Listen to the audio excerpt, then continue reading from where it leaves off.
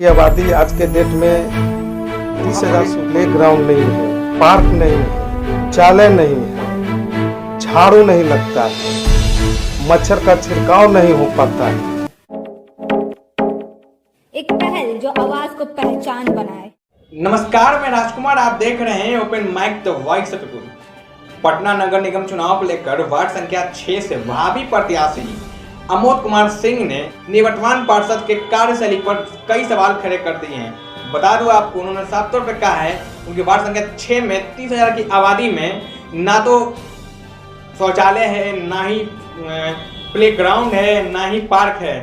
तो मैं आपको सीधे जोड़ता हूं अमोद कुमार सिंह के साथ, जाने क्या कुछ और मुद्दा है उनको चुनाव में आने का। अमोद कुमार सिंह, राजीव नगर वार्ड नंबर 6 का भावी प्रत्याशी। क्या कारण है कि आपको चुनाव में आना पड़ रहा है? देखिए, कारण तो बहुत सारा है। यहाँ पर हम यहाँ आज राजीव नगर में 31 सालों से हैं और 31 सालों में हमने बहुत कुछ देखा यहाँ बदलते हुए। और चुनाव में कारण यह है कि करीब करीब लोग जो हैं वैसे ही लोग चुनाव में आते हैं जिनको जनता से, पब्लिक से मतलब बहुत कम रखते हैं। और इस वजह से हम लोग एक तो व्यवसाय करते हैं यहाँ पर शुरू से ही, और हम लोग का एक व्यवसाय न्यास कर का यहाँ संघ भी है जिसका हम सचिव भी हैं। और देखते हैं कि जगह जगह पर खास कर करके दुकानदारों के साथ बहुत सारा ऐसा चीज़ होते आया है जिसके चलते हम लोग को थोड़ा सा वहाँ पर कार्यक्रम करना पड़ता है। और वो हम लोग का रजिस्टर्ड एक संस्था है। तो सब लोगों का राय हुआ कि भाई कम से कम एक सोशल व्यक्ति इस चुनाव में आए जो बेहतर तरीके से इस कॉलोनी का भी हो और कॉलोनी के बारे में जो सोचता हो, समाज के बीच में रहता हो। तो इसी पर हम लोग विचार विमर्श करने के बाद हम चुनाव मैदान में आए हैं। आपके व्यवसायी जो संघ है उसकी तरफ से आपको, मतलब बैठक के बाद आप चुने गए हैं जी। एक व्यवसायी होता है जो नफा नुकसान सोचता है, जबकि एक प्रतिनिधि जो होता है उसको जन सेवा करनी होती है। जी जी बिल्कुल। तो कैसे आप तालमेल बिठाएंगे? तालमेल बिठाने का जहाँ तक प्रश्न है, तो हमने यहाँ देखा है कि नगर निगम का चुनाव 4 टर्म से हुआ है यहाँ पर, और फर्स्ट टर्म को छोड़ दिया जाए तो दूसरे टर्म में एक ही आदमी कंटिन्यू यहाँ पर पार्षद हैं हमारे। और उनका जो हमने आज तक 15 सालों का जो उनका कार्यक्रम देखा है, उस कार्यक्रम में हमने बहुत कुछ ऐसा चीज़ नहीं देखा जो कि एक वार्ड पार्षद यहाँ पर कर सकते हैं। जैसे आए दिन देखते हैं कि जैसे मच्छर का छिड़काव वगैरह के लिए कोई कार्यक्रम नहीं होता है, रोड पर झाड़ू नहीं लगता, सिर्फ मेन रोड पर झाड़ू लगता है, अंदर कॉलोनी में कोई काम नहीं होता है। दूसरी चीज़ हमने देखा है यहाँ पर कि यहाँ करीब करीब 50% लोग हैं जो कि कमाने खाने वाले लोग हैं। उनको बहुत सा योजना है जो वो लोग जानते भी नहीं हैं, उसका लाभ भी आज तक नहीं मिला। और बहुत सा कारण है। देखिए, अभी 15 साल में राजीव नगर में जितना डेवलप होना चाहिए, तो मकान खूब है, लोग भी बहुत सारे भर गए, लेकिन आज तक एक वो शौचालय की व्यवस्था नहीं है यहाँ पर। और दूसरी चीज़ है कि यहाँ पर कोई स्कूल नहीं है, स्वास्थ्य केंद्र नहीं है। माने मुद्दा तो बहुत अनेकों अनेक है। राशन का जहाँ तक बात है, तो अभी भी हम मार्केट में सर्वे किए हैं, घूमे हैं हम भी, तो उसमें बहुत सारा ऐसा चीज़ निकल के आया कि माने 75% लोगों का जो है राशन नहीं मिलता है। तो जिसके चलते लोगों में एक अंदर से नाराज़गी है और बदलाव चाहता है यहाँ के जनता।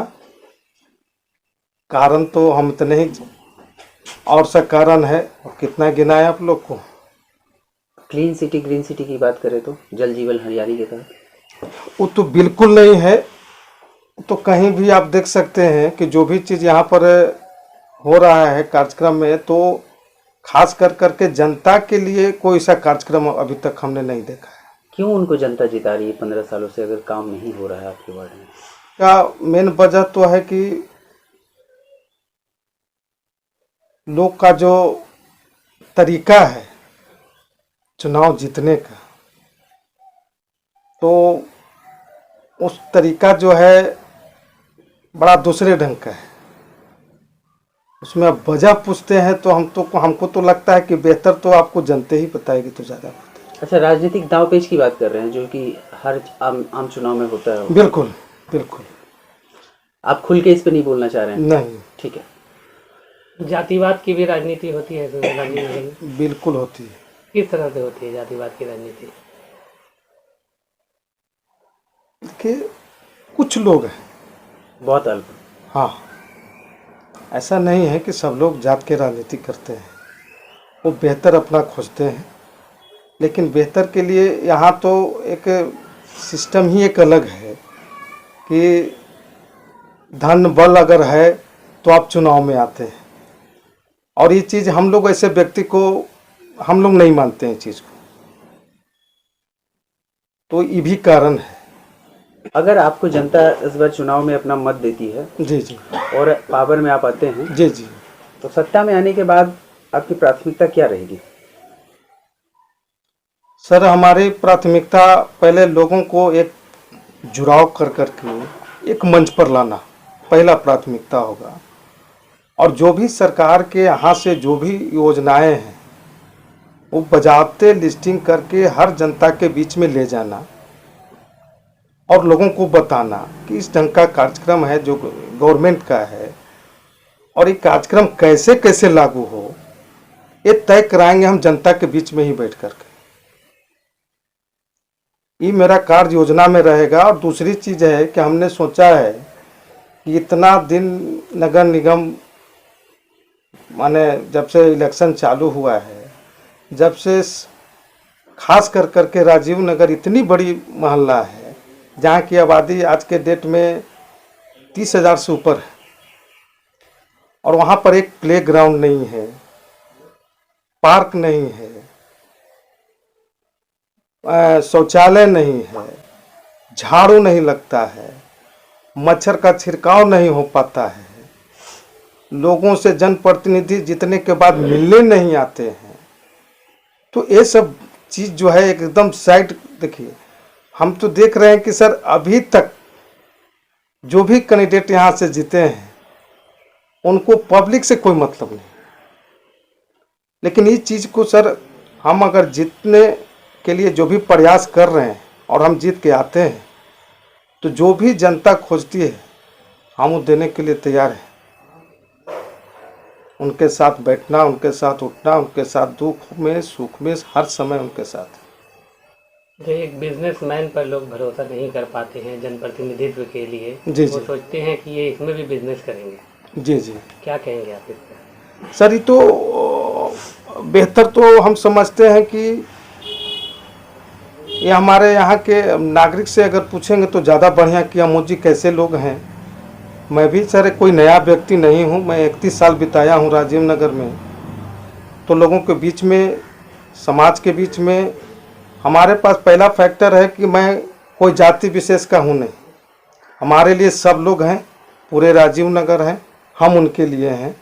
और इसी के चलते जो लोग हमको चाहे हैं कि भाई चुनाव लड़िए, और हम चुनाव लड़ रहे हैं और बहुत बढ़िया से लड़ रहे हैं चुनाव। बहुत बढ़िया सपोर्ट भी मिल रही है लोगों का, जिसमें कि हमारे दुकानदार भाई लोग हैं, सारे हमारे जो भी कॉलोनी के लोग हैं राजीव नगर के, सब लोग बहुत बेहतर तरीके से सपोर्ट भी कर रहे हैं। जनता से कुछ कहना चाहेंगे आप?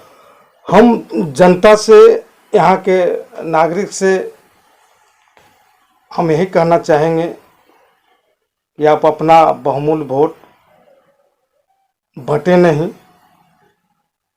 एक बार अपने वार्ड में एक स्वच्छ छवि के एक ईमानदार प्रत्याशी को आप वोट देके जिताएं और अपने दुख दर्द का साथी हमें बनाएं। और हम सबको लेके साथे आगे बढ़ें, हम यही कहना चाहते हैं।